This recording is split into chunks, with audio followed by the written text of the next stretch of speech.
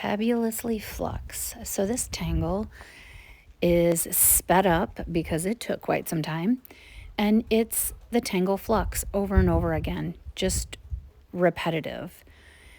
And then once I got all of the flux put onto paper, I decided that I wanted to ink the spaces in between each of the flux.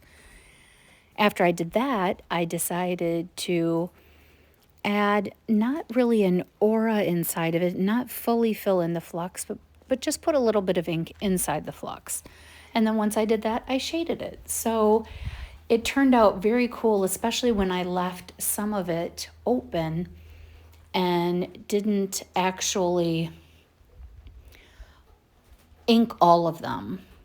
And sometimes that's okay. Do what you feel, do what you love. Again, with all of our tangles, I recommend that we start out with gratitude, appreciation, find things that you're grateful for. Take some deep breaths in with that gratitude.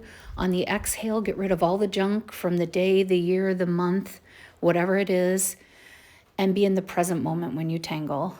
Enjoy the time, enjoy the self-care, enjoy taking time out for you. Because for me, that's what this is all about.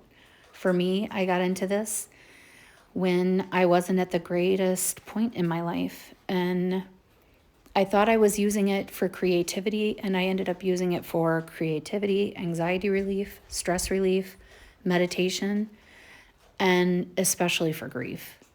And I know I say and a lot, but there's just so many things that I use tangling for. So I hope you enjoyed this. I hope to see you in my lives.